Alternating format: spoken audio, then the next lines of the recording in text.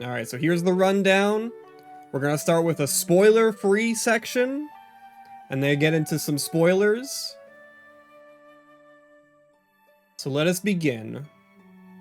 At the beginning, everyone is wondering, you know, the Sonic movies have gotten better as time has gone on. This is true. Sonic 2 is better than Sonic 1, and Sonic 3 generally is better than Sonic 2.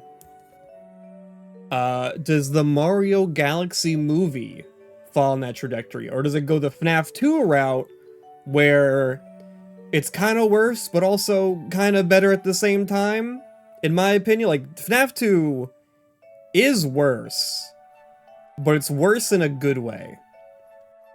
Where, like, a lot of the stuff about FNAF 1 that I didn't like is gone, but it's also just, like, worsely made.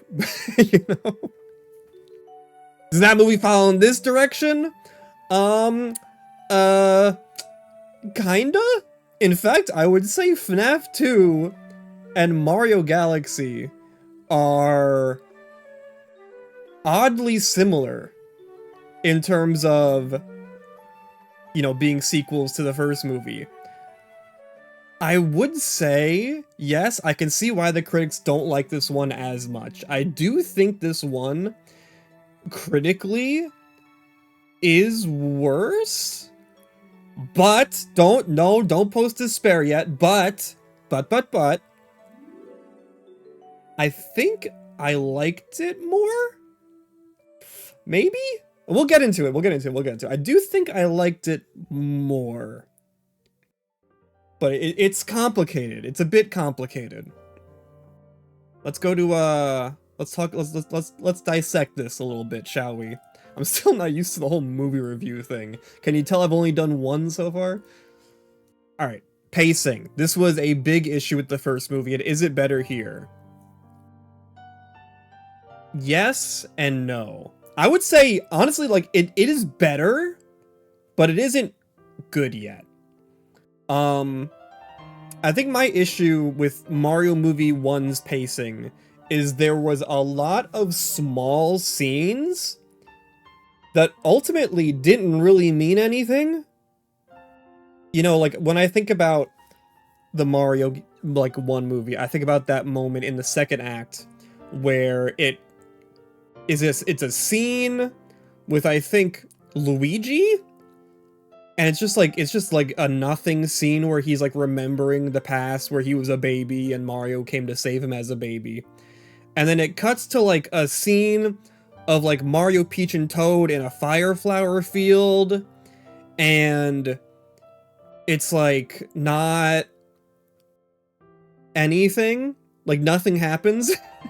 And then it immediately cuts to the Peaches song, which, you know, people like this song, but it isn't like another nothing scene.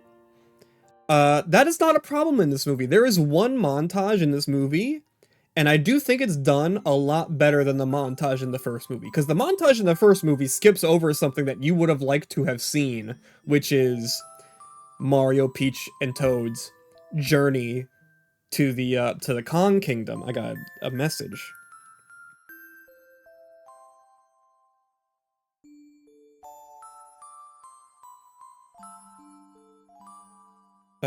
Okay.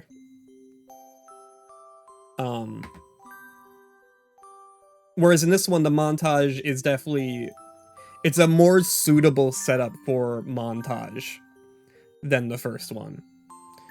And then I think, honestly, like, after that moment, like, once the story gets going, around the beginning of the second act, I'd say it's pretty good the rest of the way through. It's definitely fast, but it doesn't feel as, like, breakneck as the first movie did. It actually feels pretty decent. Sorry, taking a sip there. I actually found myself getting into a bit of a groove with the movie around the second act. But the first act is very roughly paced. It is kind of... I was getting worried. Let's just say, during like the first, I would say like 25 minutes or so, it felt a lot like the first movie. Uh, it was just a lot of just like, well, we'll get into this here. Uh, a lot of dialogue. So let's talk about the writing. The dialogue is still not very good. Like, any issue you had with the writing in the first movie, it is still here. It is really, really bad. It is really, really bad. It is unfortunate to listen to these characters talk a lot of the time. But thankfully, or maybe not thankfully, depending on who you ask, the dialogue kind of takes a back seat in the second and third acts. It is mostly focused on just like animation and character action during the second and third acts, which I actually think was a smart move to just kind of have dialogue and story kind of take a back seat. You know, play to your strengths, which is the really nice animation, and just leave it at that. And I think that was a good idea. So yeah, the writing is still not very good, but the animation was very, very good. In fact, I would say it is even better than the first one. Not only just the animation, but just like the action sequences. There is nothing like the Rainbow Road sequence here, where it's like this big, sprawling, like tons and tons of characters all fighting. It's more intimate this time around. It's definitely like, it definitely leans more into the finale of the first Mario movie, which I would say is like one of the best parts of that movie. Most of the action sequences in this feel like that. And I thought they were all done really well. A lot of them were done with like a single camera shot, you know? Like most of the action sequences were a single tracking shot. Just like the camera whipping around in 3D, no cuts, and I thought it was honestly really fun to watch. The action was a lot better in this one. I remember in the first movie, I was definitely getting... the action didn't excite me in the first movie for the most part, aside from like the very end. But the action, a lot better this time around. And just generally just like seeing all these like iconic Mario things come to life with the animation, it's nice. I think Donkey kind of hit the nail on the head with his review of the first movie, where he talked about how like it just kind of felt like a Newgrounds Flash animation but with a high budget. I agree. I agree with that sentiment. I think that's like, and I think it's fine that the movie is that. I think it's fine. Obviously, it's not preferable. I would have liked it to have been like a really, really good movie. But if that's all the Mario movies are gonna be, like, I think it's fine. I liked it. I liked watching it.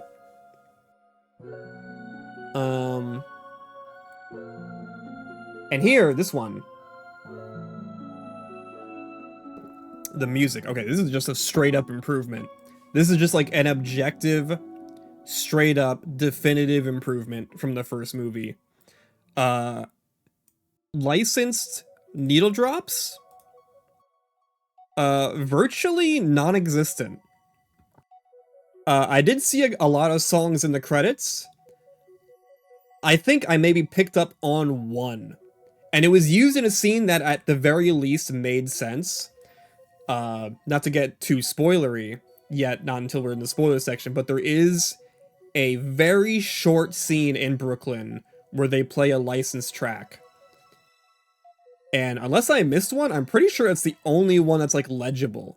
There's no like big musical needle drop moments in this. For the most part, like 99% of the movie is all orchestrations of either like original orchestrations or Mario themes. And I would say the Mario themes used here were implemented so much better than in the first movie.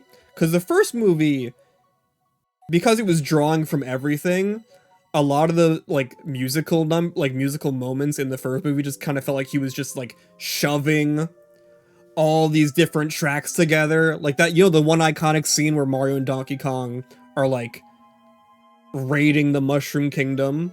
And it's just like playing like, and here's the athletic theme, and here's the music house theme, and here's the gambling theme, and here's this theme. Just back to back to back to back. This time around, it was a lot more reserved. It definitely was like, it was one song at a time. You know, he picked one song that fit a moment and kind of let that song breathe. And then, you know, when a new moment would come, that it would swap to a different song. And I thought that was good. Yeah, I think the Mario music hit better in this one. And that is unfortunately all I can talk about without getting into specifics. So we're gonna head into spoilers now. I'm sure most of you kind of don't care. I have to imagine a lot of you probably even aren't gonna see this. So let's get into spoilers a little bit, shall we?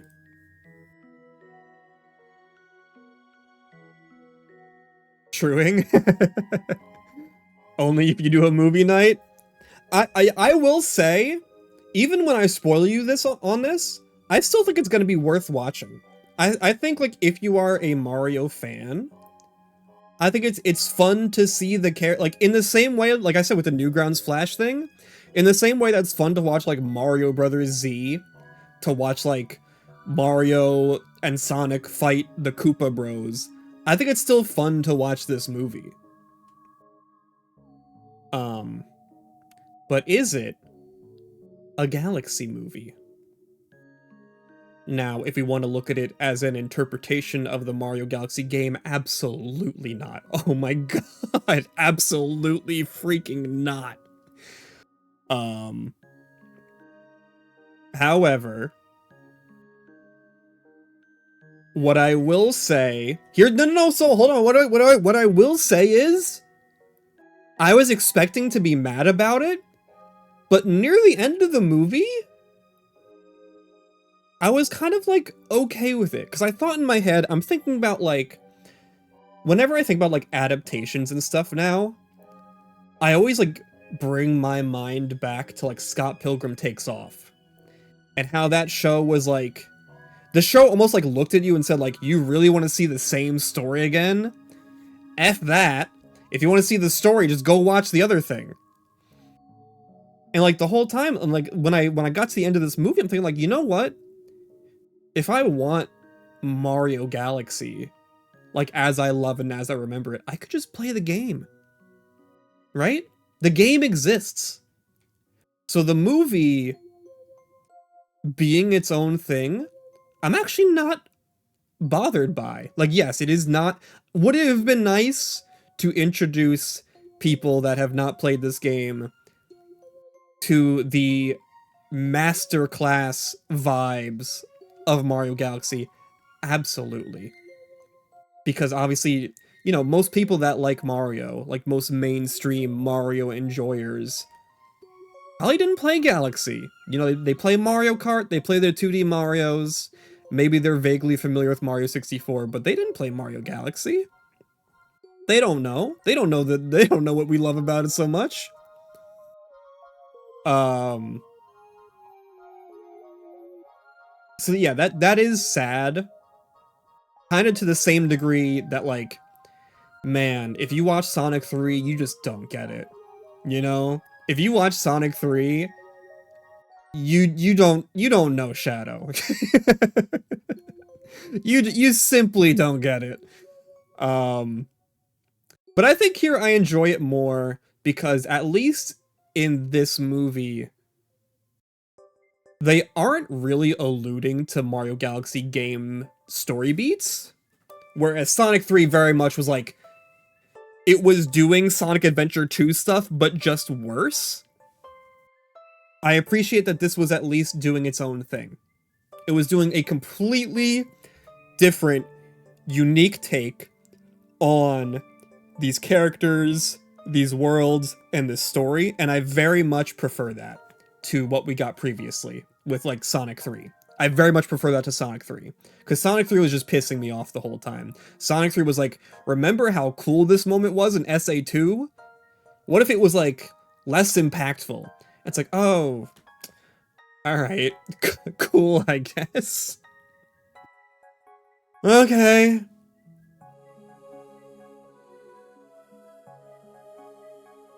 But this movie, you know, it did its own thing. I think like what it did, where it was kind of like,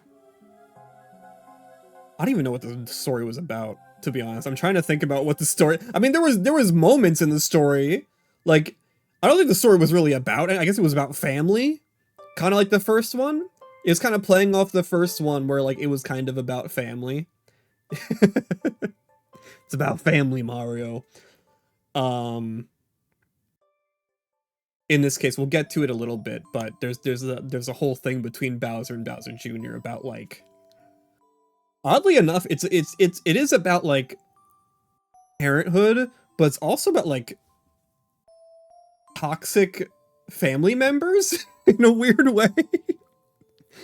It's about like people who bring the worst out of the people they love, and how that's like not very good, and how that's like kind of destroys people. It's like, you could read deep into it if you want, probably.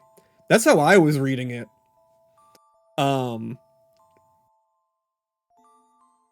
But like at anything involving like Bowser and Bowser Jr. was my like, whenever Bowser or Bowser Jr. was on the screen, I always sit back like, hey, this is a pretty good movie. I loved those two. Those two were my favorites. We'll get into it a little bit in a second, but those two were my favorites. Oh, forgot to put this in here. Hold on a sec. I'm gonna add this.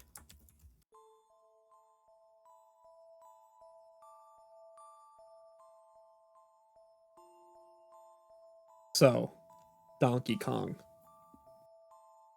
Donkey Kong is not in the movie. And I'm gonna be honest, you really feel it. The absence of Donkey Kong is felt profusely.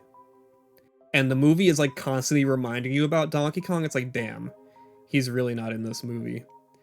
And I think that sucks because the heroes, like the Mario and the Luigi and the Peach and the Toad, they cannot carry. It's just like the first movie. Like, you know how in the first movie, it really doesn't get good until Donkey Kong shows up? It's very similar here. We're like, even with the addition, you know what, we're gonna get into it. Even with the Mario Bros being together, and with the addition of Yoshi, the hero squad doesn't feel as good as it used to without Donkey Kong. I feel like, specifically, I feel like Mario in this movie as a character is kind of aimless. And Luigi and Yoshi are just kind of along for the ride. Luigi and Yoshi don't really have or want anything. They're just kind of there to be Mario's backup. And Mario, I guess like he kind of, you know, he wants to help, and they do like they're really trying to make like Mario and Peach like an item. Especially in this movie, like even more so in this movie than the last one. So I guess he wants Peach's affection. That's what he wants. But you don't really feel that for a lot of the movie. And yeah, Yoshi's just kind of there. Yoshi feels weird. Yoshi feels out of place. Yoshi is just kind of there. He doesn't do a whole lot. There was one moment where he thought like Mario and Luigi were dead, and there was like a look on his face that I thought was pretty good. And he gets some funny moments. But otherwise, like he's like Proto Man. He just shows up. It's literally what Toad says in the movie. He just shows up and now he's part of the group. And he's just there.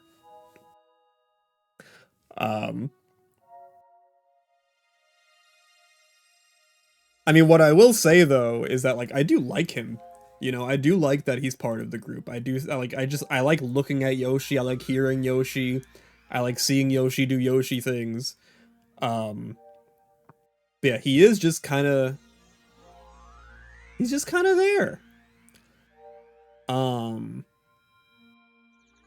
and Luigi, I mean, his whole thing in this movie is just like comic relief, I guess, and also just being like the guy to egg Mario on to like ask Peach out on a date. Um, and there were some fun Luigi moments. You know, I'm not gonna say like Luigi was entirely wasted. There was one moment that actually got me to laugh out loud that Luigi did. Um, yeah, otherwise, nothing in this movie with the brothers hits quite like any scene from the first movie.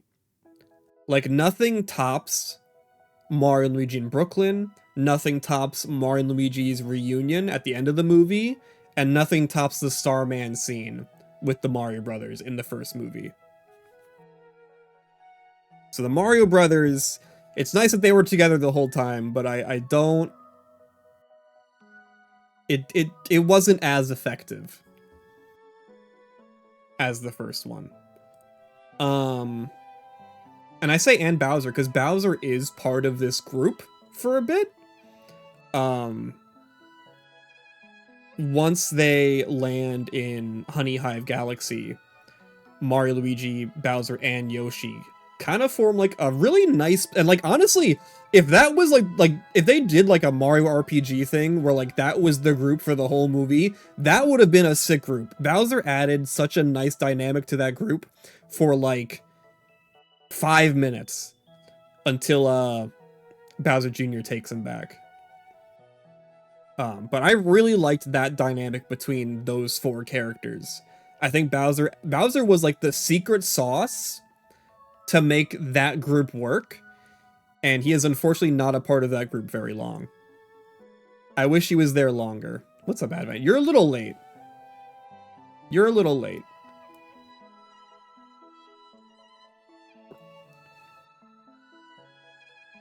But yeah, I wish Bowser was a part of that group longer, because I think they're, again, ooh, it's not even like a pacing thing. I think it's just like, it's just a length thing.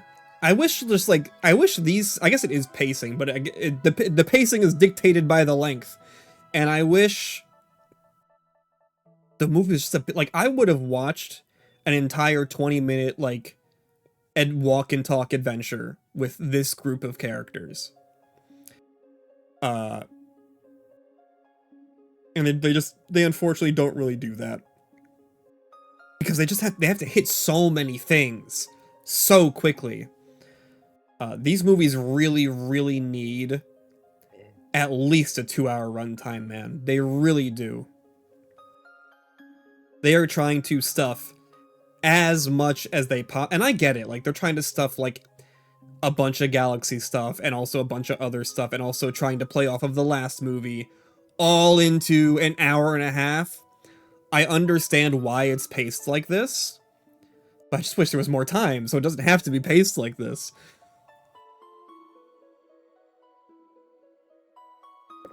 Um...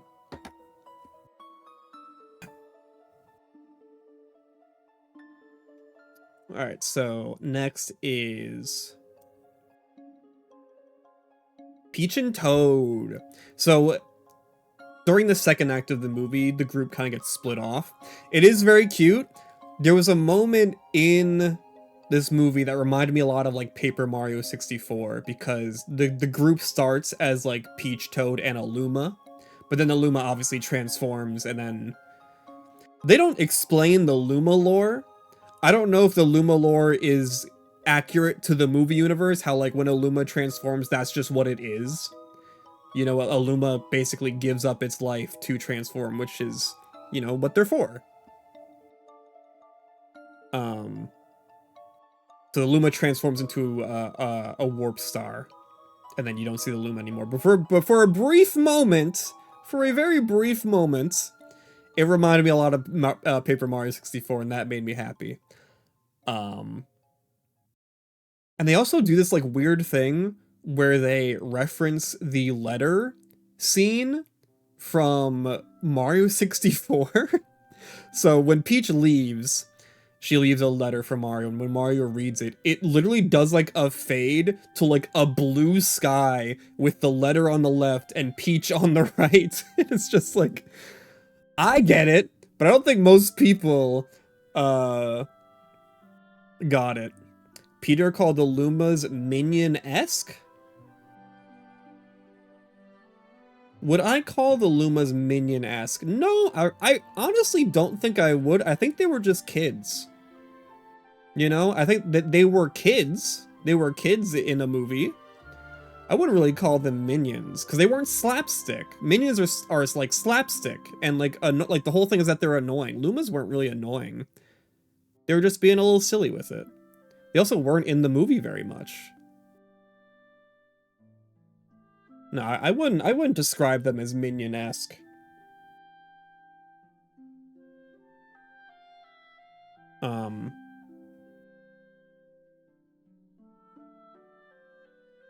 I don't know. I feel like a lot of people will just like look at a group of like similarly appearing characters. Like if it's like a group of characters that are like a horde and they're all like similarly appealing, they're just immediately minion-esque. Like people call the Rabbids minions.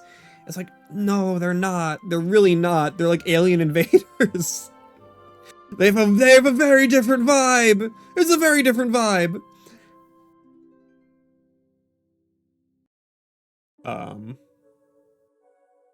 Yeah, no, I wouldn't really describe the Lumas as minions. If anything, I would say the Toads are more minion-esque than the Lumas. The Toads are definitely like more slapstick and annoying than the Lumas. But yeah, Peach and Toad actually had like a pretty fun solo adventure for the most part. Most of it was in Gateway Galaxy.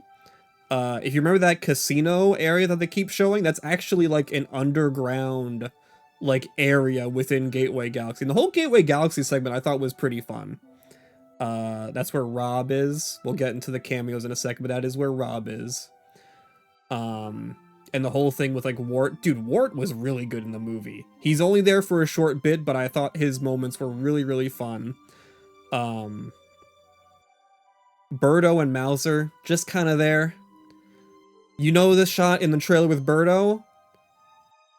You've seen all the Birdo scenes. Birdo is not in the movie. She is not a main character. It's a bit of a shame. I would have liked Birdo to have like at least like a speaking role. She doesn't speak. And Mouser also doesn't, I don't think, has a speaking role.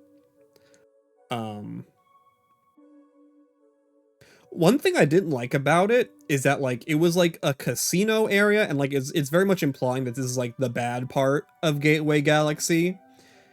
And it's all like Bowser minions there. And I feel like I felt like that was a little weird. It would have been nice, like, first off, why are they there? Shouldn't they all be like in the Koopa Kingdom? Where like they want to be? It feels weird that there's even like Koopas at Gateway Galaxy at all. It's like there's no Toads. There's no Toads in Gateway Galaxy, so why are there Koopas, you know?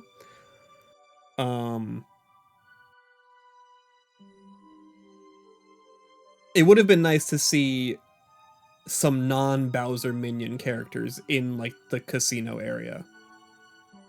To be fair, not all Mario enemies are allied with Bowser. But yeah, then why are all the characters in the casino Bowser-esque minions, you know? That's what I'm saying, like, if they wanted to say that like these aren't allied with Bowser, I feel like you should throw in a couple of characters that aren't specifically formerly introduced as being allied with Bowser, you know? Because you can't have good guys do something bad for the ratings. I'm just like, if they threw like a Piata in the casino, or just like someone that we recognize as like typically being allied with the good guys, like a Pianta, or like I don't know, like a Biddy Bud, you know? I guess Bitty Bud is an ally with the good guys, but Bitty Bud also isn't technically part of Bowser's army. Um, yeah, it would have been nice to just see a bit more variety of people in... Yeah, Boshi! That would have been so nice to see Boshi in the casino. That would have been so nice. But yeah, that was my one critique of that scene, is just that it would have been nice to see more variety of people in this area. Square Enix owns his ass. They could have done Boshi adjacent.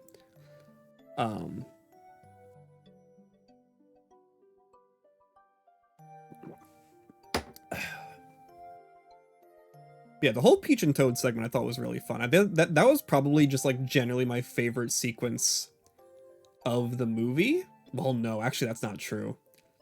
The sequence near the end was really fantastic. But it was a highlight. It was a highlight for sure. I loved seeing War. Again, I wish they... Ooh! Like, here's the thing that bugs me. Aside from the first act, I really liked the rest of the movie. I just wish it was longer. Ooh!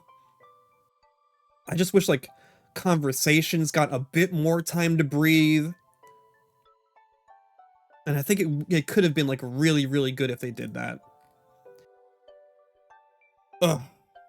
Maple, what did you think? Do you have, like, a general opinion?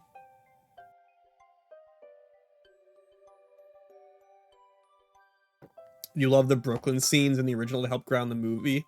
2 was missing a lot of that. I do think so. I do think that as well. But I would say the way I described it earlier, Maple, is I think like the writing in the movie is already not a strong suit of the people making these movies. So I'm kind of fine with them leaning more into just set piece actiony stuff. And I like those kind of movies, you know? Like I like Hardcore Henry. I like Hundreds of Beavers. If you're just gonna show me a movie with just like a bunch of BS, I'm okay with that as long as it's like fun to watch. And I thought this was fun to watch. I thought like all the sequences like were really fun, creative. Didn't get like my blood pumping or anything, but like it was fun. It was fun to watch in the same way that like I said like Mario Bros. Z is fun to watch.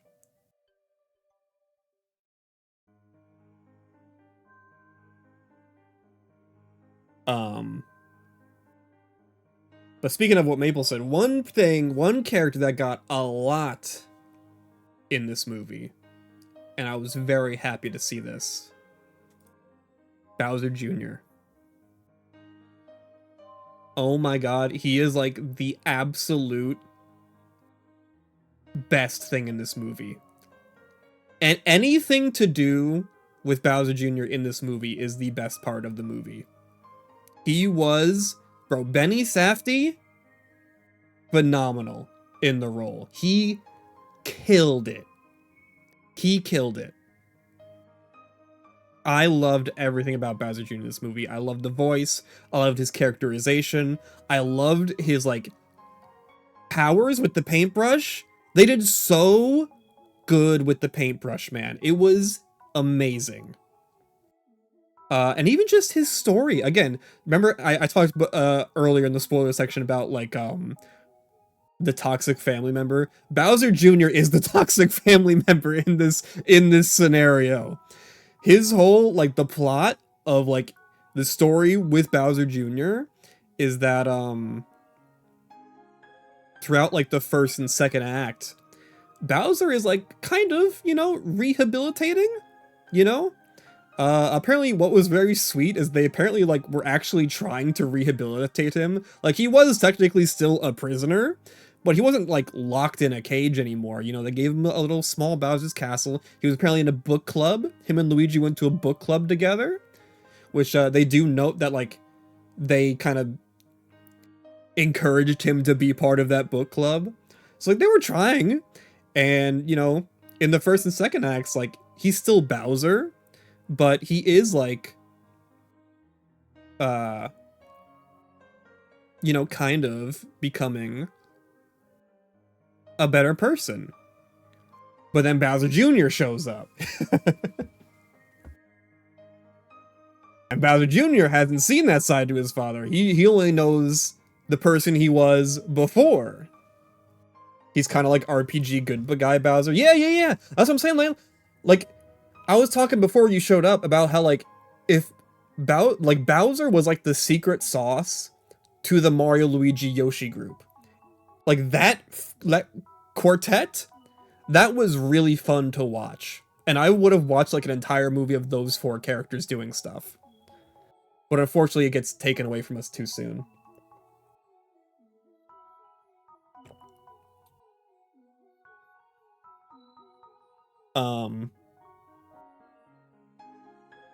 I feel like there was a compelling conflict between Bowser and Jr. that just gets dropped. I don't think it gets dropped. I think Bowser just kind of relapses, yeah? I don't think it necessarily gets dropped. I think it's very obviously like a relapse into like his old persona. And I think the way they do it is very interesting because when Bowser shows up again after this happening, after like he like falls back into like his old ways, he's like unhinged in a way that we didn't see in the first movie. He's like not even like thinking, which I thought was really effective. Like like everything, like it was almost felt like he was like finding himself in the first and the second act, but then his son shows up and says like, no, this isn't how you're supposed to be. You have to be like this. And so when he goes back to that way, he just kind of loses himself. And I thought that was interesting. I don't know. Maybe, am I reading too much into it? I might be. But I thought it was really good. I thought it was really well done. But yeah, everything with Bowser Jr. is amazing. I think like it is, in my opinion, his best outing to date. It's better than Sunshine. It's better than Galaxy. It's better than Bowser's Fury. This is like Bowser Jr.'s defining moment, and I hope they keep this for future iterations of the character. Like, I think the games would be foolish to not take inspiration from this movie with Bowser Jr. Hello. We're talking about the Mario Galaxy movie. If you don't want spoilers, be careful. And yeah, all the action sequences of Bowser Jr. were just like stunning visually. Like they did such a good job with the paint and everything. Just like, I'm so happy. I'm so happy with how they did that. Now, one thing I'm not so happy with.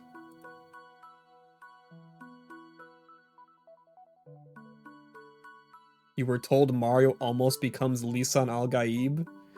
I don't think so. Did that happen? I don't think that happens. Rosalina.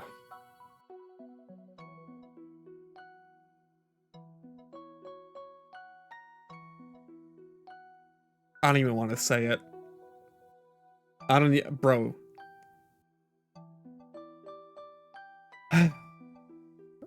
Rosalina gets smoked. I wish I didn't have to come and tell you guys this, bro. Rosalina got fucking rocked in this movie.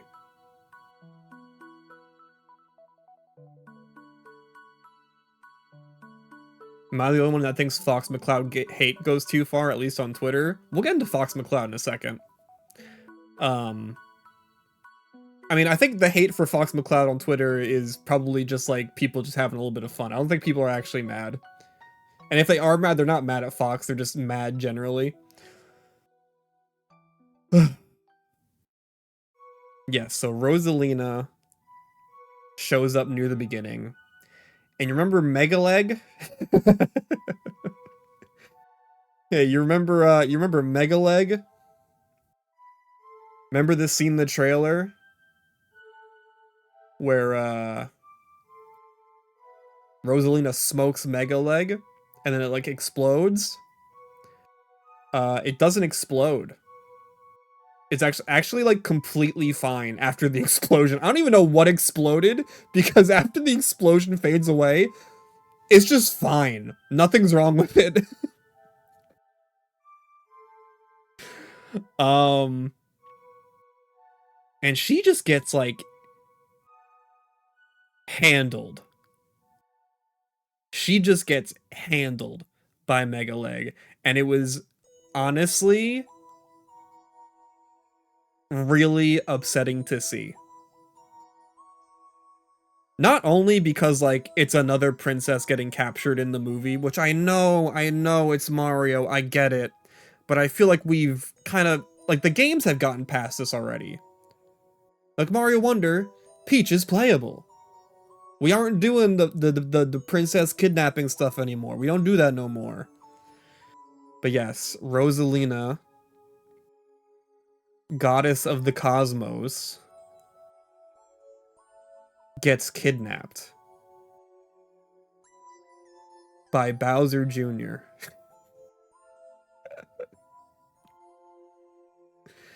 and is gone for the majority of the movie. She shows up in the beginning and then the end.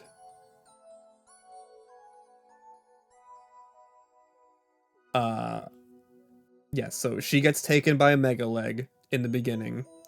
And then later in the film she like breaks out for a second, and then I shit you not, you know the scene in Incredibles where Elastigirl accidentally um like signals Mr. Incredible's suit when he's in like a secure room and it sets off the security and he gets absorbed by like the weird goo balls, and it's like horrifying if you're like it's like actually like kind of horrifying. um that happens to her in the movie and I did not like watching it.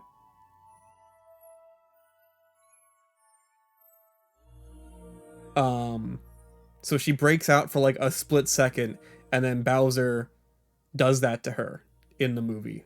Bowser Jr. rather. And it was not, I didn't like it. No sir, I didn't like it. And then she's basically out of commission for the rest of the movie. Um and we'll get into why in a second about like why Bowser Jr. even wanted to kidnap her, other than just like a play to show his dad like how cool he is, cuz like you know, obviously he hasn't seen his dad in a long time. And apparently like the whole thing with Bowser and Bowser Jr. is that they are kind of estranged. Bowser was apparently not a very good father. And kind of didn't talk to his son for years. He says years, which is crazy. Um, but moving on.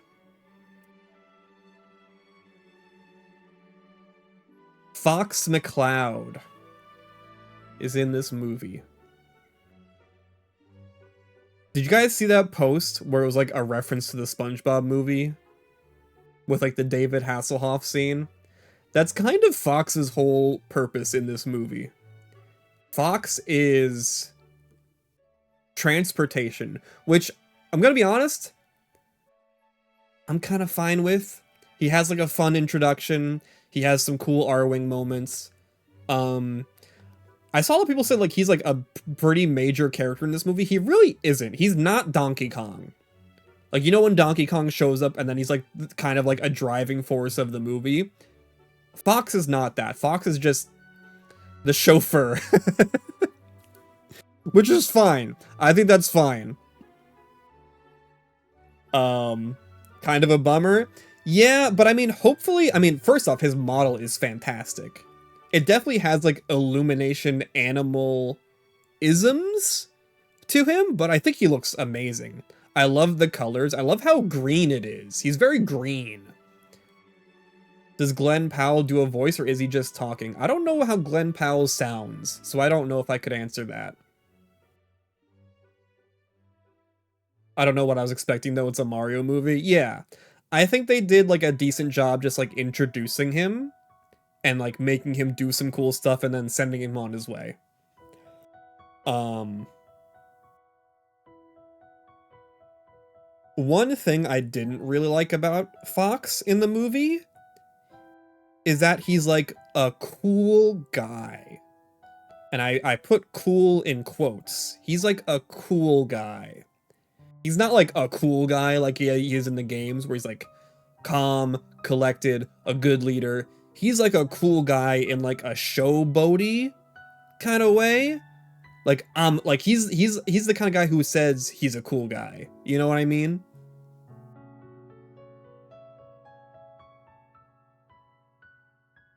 Um but I think generally he was fine. Wait, you like what I'm saying? Wait, you like that interpretation? Um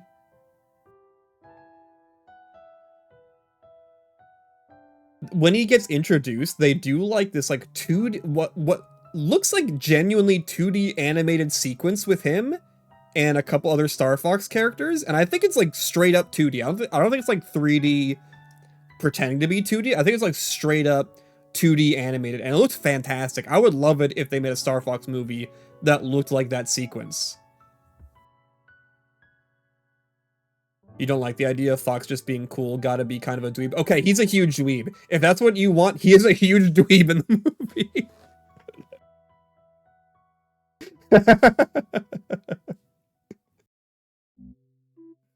um,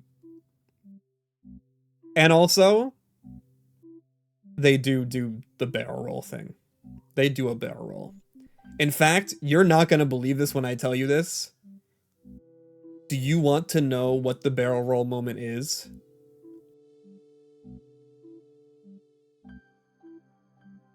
Guys, Fox barrel rolls the Comet Observatory.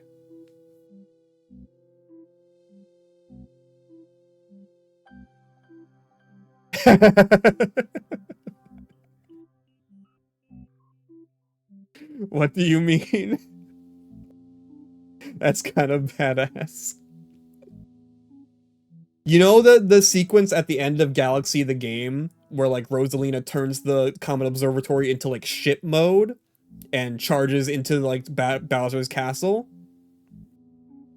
That moment is in this movie, except it's Fox piloting the Comet Observatory. He's in like a cockpit and everything.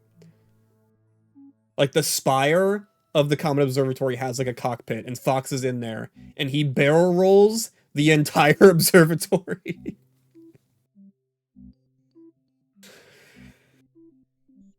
It was kind of cool. And just so you know, they do play a bunch of Star Fox music whenever he's on screen. A bunch of like bum bum bum bum bum bum bum bum bum bum ba bum. They do that. They do that song.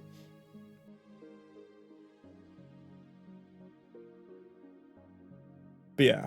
I would be down for a Star Fox movie if this is what we're going with. If we're like this model and like I'd even be fine Illumination making. I don't even care. I don't even fucking care. But yeah, he isn't super utilized, but he is there. He does help. He's not like part of like the big battles or anything. He is literally just like kind of a chauffeur to help them get around from planet to planet.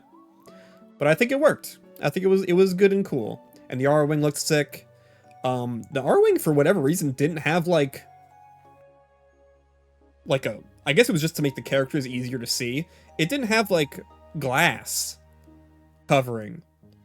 I guess like the Mario characters are already breathing in space anyway, so it'd be like why. But yeah, it didn't have like glass or anything. So everyone was just kind of like out in the open. And there were also seats on, you know, the blue parts of the R-Wing? There were seats there that a lot of the characters sat in.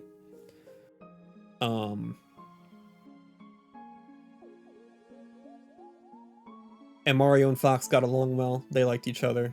There wasn't any bro drama between them. It was nice. It very different from like, again, very different. Like he's not Donkey Kong. Fox is not Donkey Kong. I wish he was. I think that would have been hilarious if Fox was just a major character in the movie for most of it, but he isn't really. Other characters. I think we talked about Wart and Birdo and everything, and they're good. Like Wart was really good. I really liked Wart for the very short amount of time he was there, but he was really good. Rob is there. I'm trying to think of who else. Honey Queen? She's there for like a minute. She's good. Something's going on with the Honey Hive Galaxy though. Something's wrong there. In the Honey Hive Galaxy, there's a moment where she's like sending Mario, Luigi, and Yoshi on their way. And she says, "Here, take this pitiful bug with you." And you know the bug with like the she has slaves? She has slaves, yes. It is really weird. Like the vibes, the Honey Hive, I don't know about Honey Hive Galaxy. It's really weird. Which I guess, now that I think about it, isn't that literally like something that they bring up in the Galaxy game? How like those bugs that like you ground pound are like kind of like treated as secondary? Maybe that's like the play there that they were trying to do. But yeah, it was very odd. But yeah, she was alright. The voice was great. It was fun seeing her. It was fun seeing the bees. You don't ever get to see Bee Mario, unfortunately. Rob was there. Rob was funny. They kind of do a Zootopia sloth bit with Rob. But obviously instead of him being like slow to talk, he's slow moving. They kind of do like a joke about how like the Rob toy sucked because it moved super slow. They kind of do that bit, and it was funny. I know it was literally just a copy of the Zootopia bit, like almost exactly, but I still laughed at it. I'm a sucker. Not a character or a cameo. However, Kirby is vaguely referenced. It is a blink and you'll miss it moment. There is a shot of a bunch of Lumas, and I caught this so hard. I'm so happy I did so I can tell you. There was a pink Luma that had its cheeks puffed out, and it was flapping its arms to fly up. And it literally looked just like Kirby. And I'm not losing my mind. It literally was like the exact same kind of motion and everything.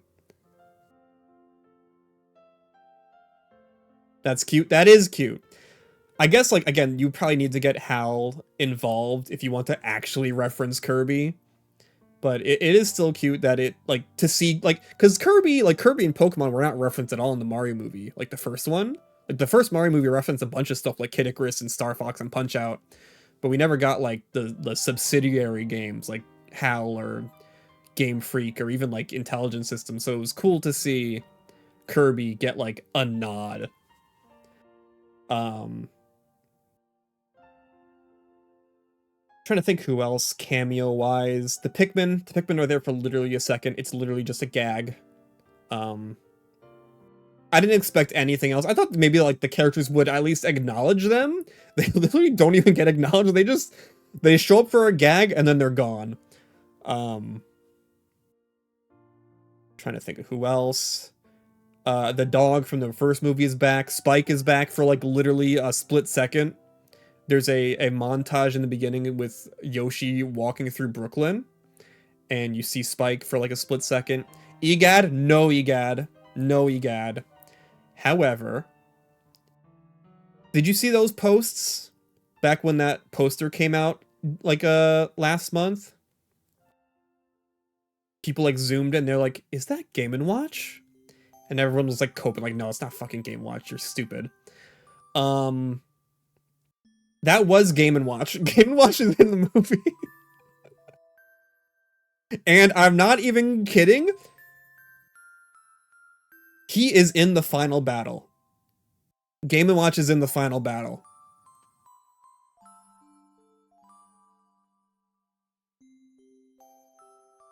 Like, as a character? So, how they do it is, throughout the whole movie, they're kind of playing up this idea of, like, Bowser Jr. is so fucking good at the paintbrush if we take the paintbrush away from him, he like obviously is not as big of a threat. So they like the whole like every time they fight Bowser Jr., they're trying to get the paintbrush, but they always fail because something happens. Until the very end, where Luigi grabs the paintbrush and tries to like make something with it, and he makes Game and Watch, and then he puts up a fight, mind you. He like goes crazy with it. Like when Game and Watch gets summoned, he actually kind of goes crazy with it.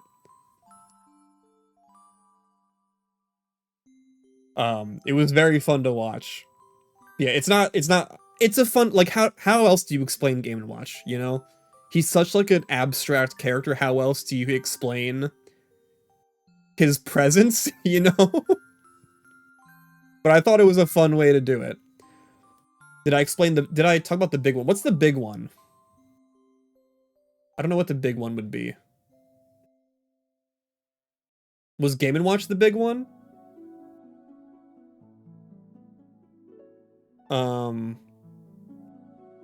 Another character, the dragon from Odyssey shows up. He's just another paint thing. They do a lot of cameos through the paint.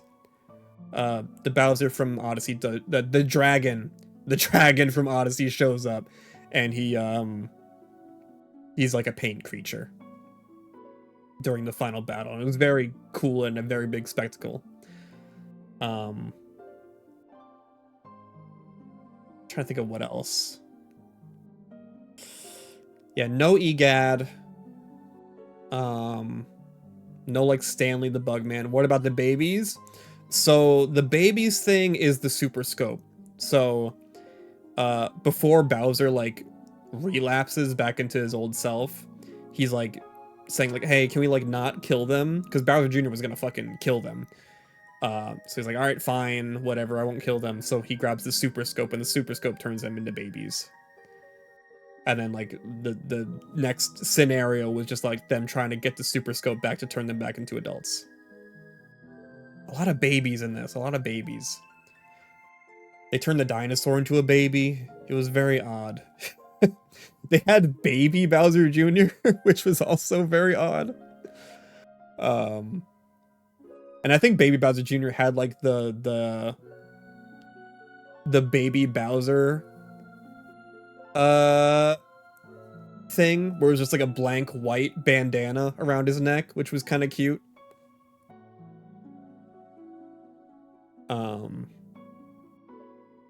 How long are they babies? Like a decent, like it's a whole scene, honestly. Like that whole like the whole Odyssey like dinosaur planet was like a whole like pretty like uninterrupted scene. It was pretty nice. Like I said, like this movie has like fun sequences. I thought it was a fun movie. Trying to think of what other characters I saw. There honestly wasn't that many crazy cameos. There really wasn't. Like I expected this to be a cameo fest based off how like people were talking about it in the reviews. It really wasn't a cameo fest. I feel like all the cameos that were there were like pretty well paced, and there wasn't like it really wasn't referencey like the first movie. Like the first movie I would say is very referencey. This one really wasn't. They don't do a whole lot of like literally the only like straight up like reference that felt like the first movie reference was the barrel roll thing. Weird Miyamoto said it was. Yeah, I was like trying to like pay attention too, you know? I was trying to like laser focus on trying to see all the cameos, but I didn't really see that many. Ukiki is there. He does like the thing that he does in the games where he steals stuff. Trying to think of what else. Alright,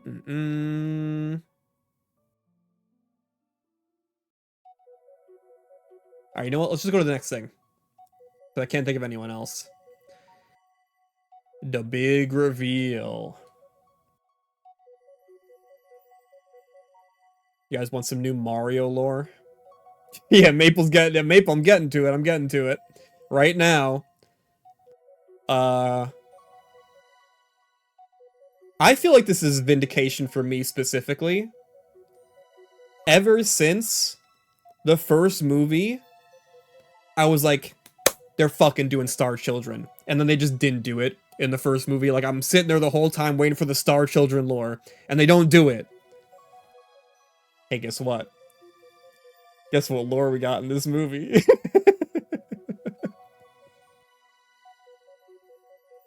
Ooh! So yes, Peach and Rosalina are confirmed Star Children. Confirmed. And also their sisters, but whatever.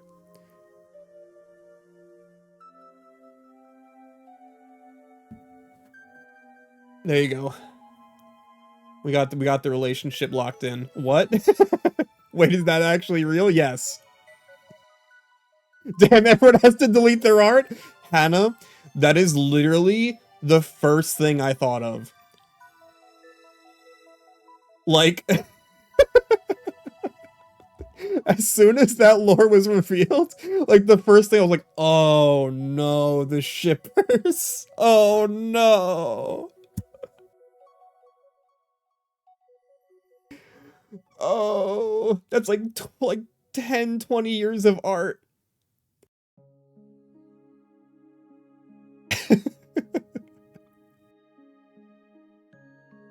Oh my god.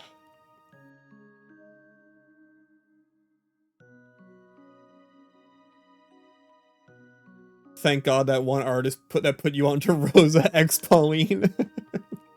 I have seen that artist. That artist loves Rosa X Pauline. But yes, they are sisters. Apparently the lore this time is that like they completely changed Rosalina's backstory. If I was like, here's the thing. If I was Koizumi, I'm like mad as fuck for Koizumi. Cuz like Rosalina is not his character, but like did he make the story? He made the story, right? Like Koizumi wrote Rosalina's storybook, yeah? I'd be mad as hell. Can I be sober? Whoever did that, I'd be mad as hell. Because they do completely retcon Rosalina's backstory in this movie. What does that mean for the storybook then? So the lore, as it's described in the movie, is that Rosalina and Peach are star children. They are sisters, and they were kind of born in space. And they, like, together they are, like, ultra powerful or whatever, which is why, and, like, literally, I swear to God, they do, like, shot for shot, the scene from Sonic 1. You know the scene with Baby Sonic from Sonic 1? Where, like, the Echidna come to take Sonic for his power, and Longclaw, like, drags him off, and, like, opens up a portal to send him to the real world? Literally, scene for scene, shot for shot, that happens in this movie with Rosalina and Peach.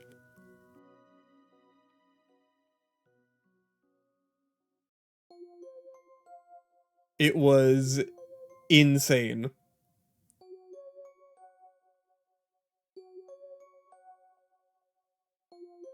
But yes, anyway, the reason why, like, Bowser Jr. kidnaps Rosalina is because he wants, to use her star power to power what they call the Boomsday Cannon, which is just like a weapon. You know, they just made a weapon to blow stuff up with, you know. Bowser Jr., he's a kid, he wants to impress his dad, so he builds a big cannon that blows shit up, which I thought was fun. The kidnapping, not so fun, but the cannon was fun. It was a fun idea. Isn't Bowser a star child in Yoshi's Island DS? Yes, I think Bowser, like, the Star Children are Bowser, Mario, Luigi, Yoshi, Wario, Peach. Is that it? So they might have changed it. DK? Oh yeah, DK. Yeah, DK is also a Star Child. I was so sold on that. Like, they could still do that. I guess they could still technically, like, do that? But this movie does seem to imply more specifically that the only star children are Peach and Rosalina. But there might be more. Who knows? Who knows?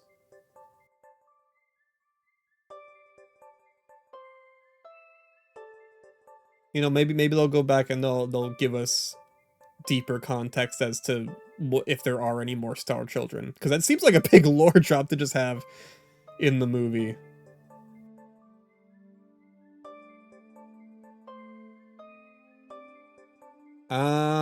And okay, I guess we move on to credits then, because I think I've talked about most things, maybe?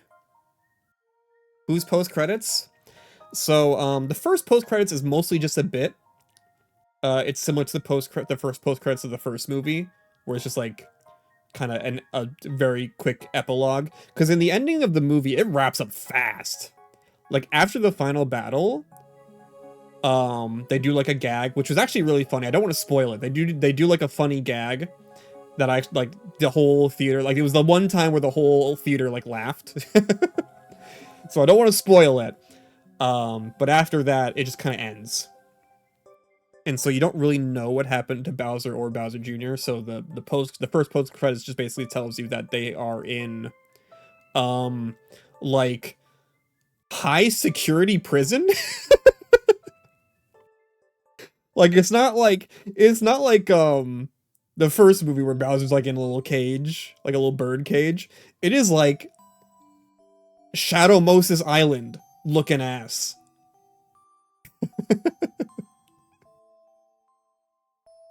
And yeah, Bowser and Bowser Jr. are there. And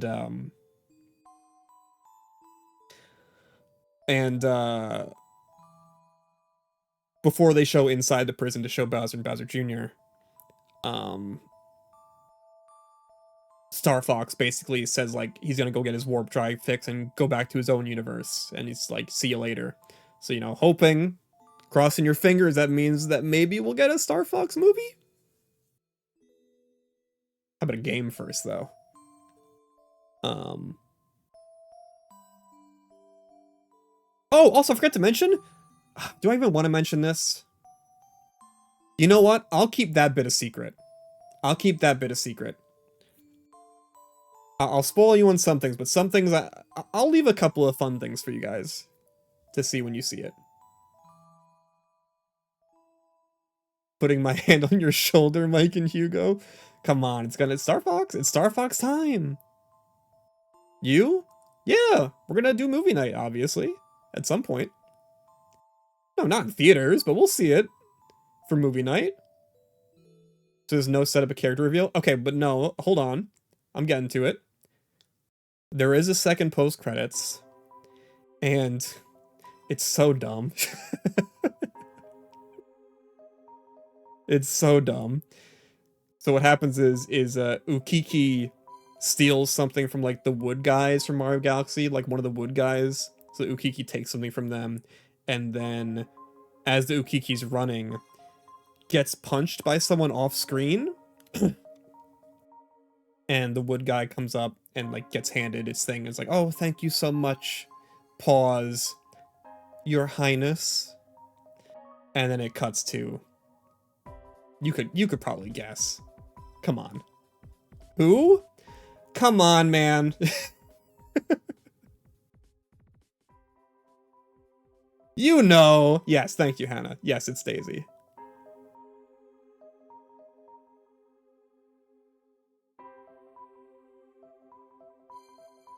Which I'm gonna be honest, I don't know what that means.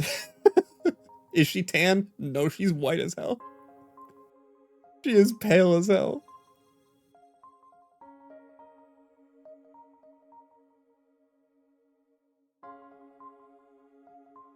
GG's. Yeah, for people watching the VOD, everyone is very disappointed in the chat to hear that information.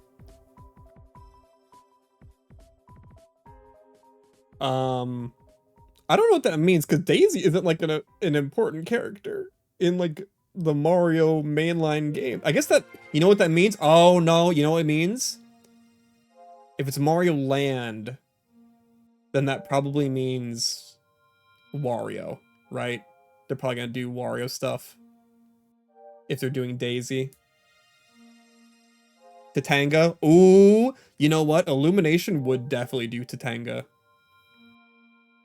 They definitely would.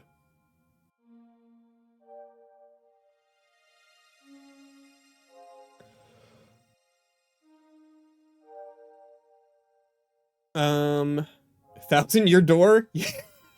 Yeah, no, I don't think so. Yeah, no Geno, sorry. Anyone that like thought like maybe we would get like some Geno stuff, no, sorry. I think that was basically just me. No Geno, no Star Guardians, nothing like that. No RPG stuff based around space.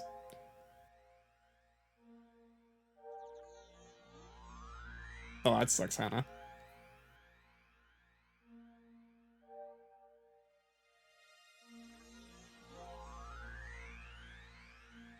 And that was the movie.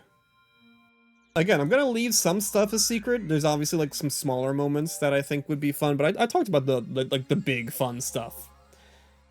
Um, but that is the movie for the most part. Do we ever see Falco, Peppy, or Slippy in the movie? Yes. I mentioned it before, but there's like when Fox gets revealed and he's kind of like telling them like the backstory. Uh, they do like this really cool 2D animated like hyper stylized like visual feast of just like Star Fox stuff. Like you see Corneria, you see the whole Star Fox gang. It's awesome.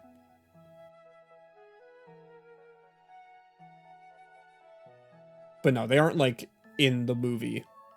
But you do see them. You do see all three of them. You do, yeah, there is. They do like a Slippy jump scare. It's very funny. There's a couple of moments in the movie where like they just do like game graphics. And I feel like if you don't know, like it would seem kind of cheap. Like there's a bit where something is happening and they swap to like Mario World, like Super Mario World graphics for like a second. And it is a reference, it is like a cute reference based on the actions that they're doing, but at the same time it also just feels like they just kind of cheaped out. Um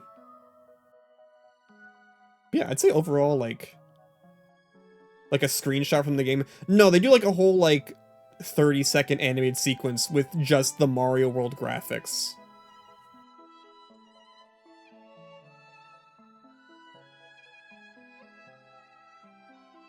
Um,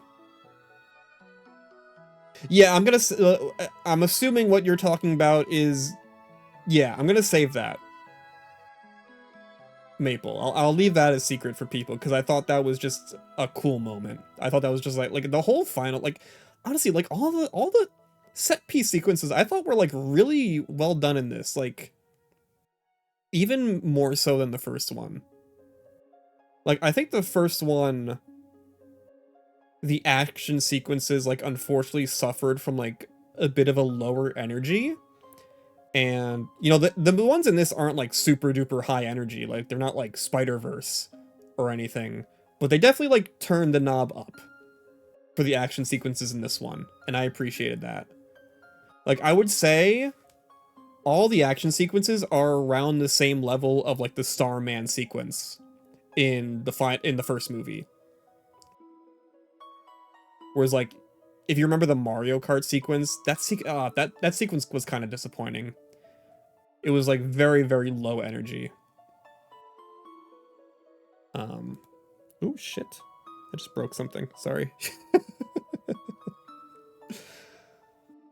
But yeah, I liked it. I was good at it. I will go probably see a third one.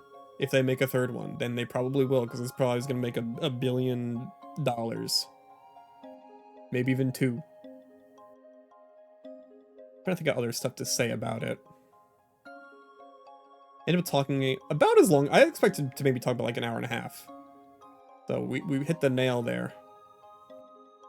Trying to think, what else? I mean, does anyone have any, like, questions or anything? Like, based off of, like, the trailers that they want to know?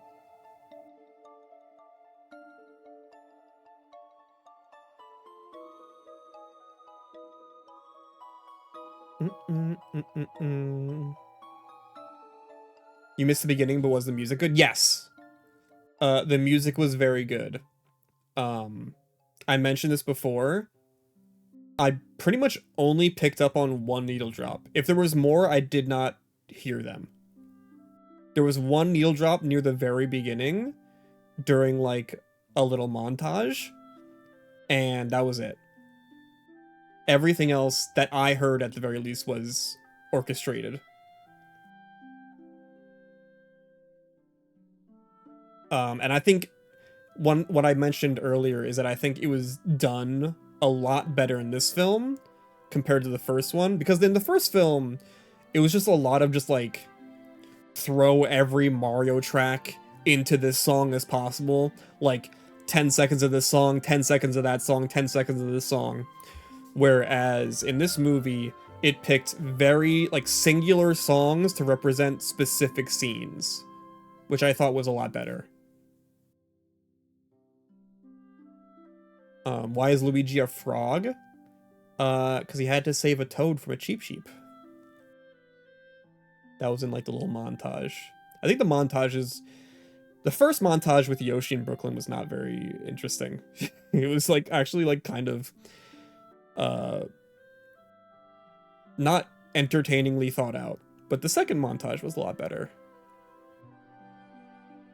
It was cute. I will say though, like, the movie, like, whenever, if you ever, to the people listening, if you ever watch it, I would say the movie doesn't really get good until the second act. And there's good stuff in the first act. There is good stuff in the first act, but generally, there's, like, an inconsistency in the first act that goes away in the second and third acts. The second and third acts are much better. Which is, you know, I guess we're just gonna have to deal with that with these movies. Like, in the first movie, the first and third act are really good, but the second act is really bad. And, like, the second act of the first movie feels a lot like the first act from this movie. So maybe... Oh, that's gonna be bad. If Mario 3 has, like, a really bad third act, that's gonna suck. We're going down that trend.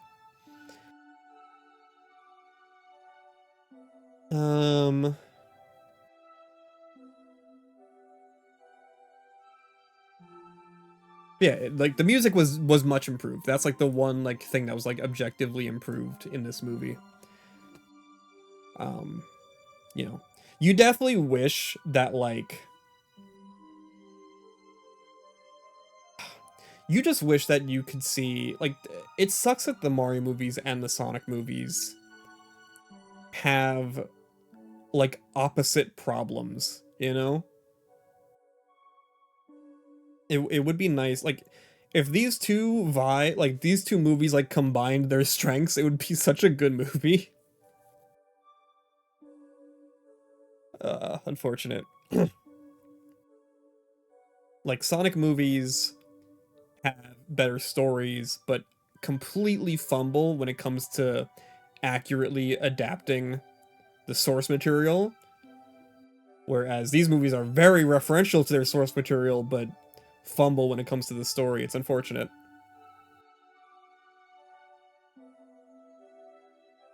And you got the FNAF movie, which is just stupid.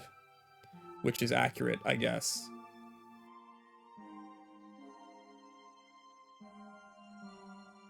But yeah. If you're hoping for something super huge and good, I mean, it's just another video game movie. Which, you know, at least they're, like, good now. I would say, at least, you know? Like, at least the video game movies we get nowadays are, like, good and not just completely embarrassing and awful.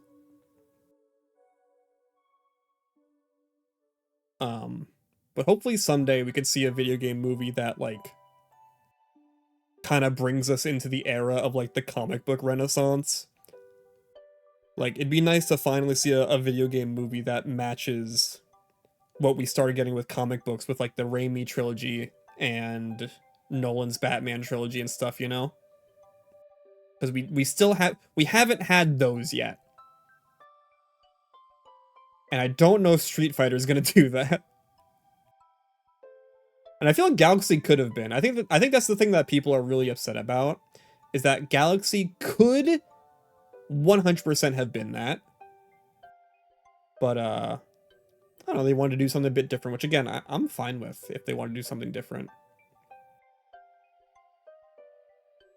The Street Fighter movie got your eyebrow raised in a not so good way. I'm kind of excited about it. I think it looks so dumb, but I think that's what I want.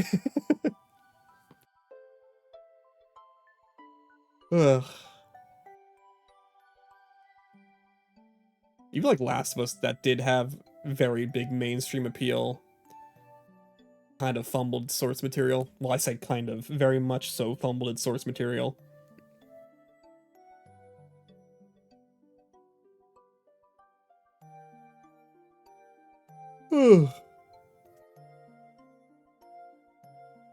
Trying to think of what else there is to say.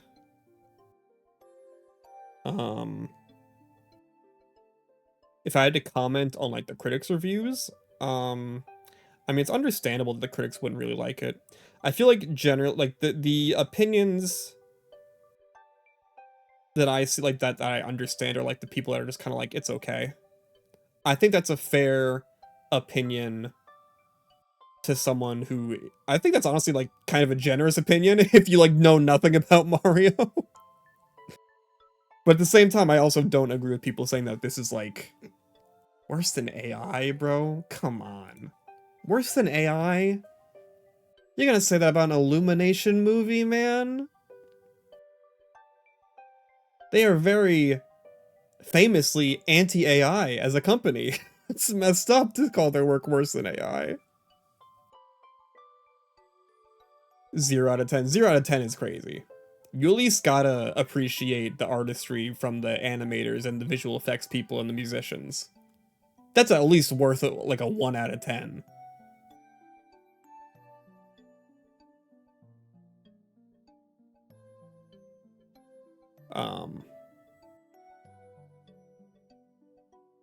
I mean, I don't really like giving ratings, but if I had to, I prefer the 5-star system. No half stars, with maybe a few exceptions. I mean, honestly, I'd probably give it like a 2. But like, it again, like I mentioned earlier, it's a lot like FNAF 2, where I would say FNAF 2, critically, I would rate it worse, but I enjoyed it more. And I feel pretty similar with this movie.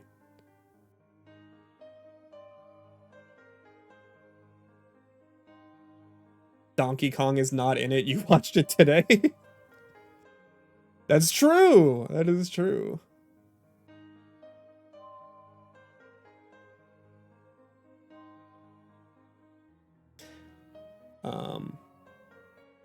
He's in it. He might be in it, actually. Wait a second. No, you're right. Mabel, he is in it. For like a second. That whole scene was very weird.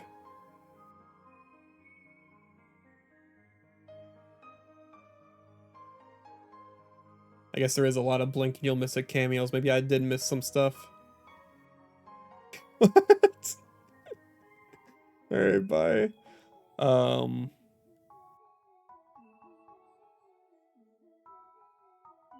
Anything else? Anyone else got any questions, discussion points?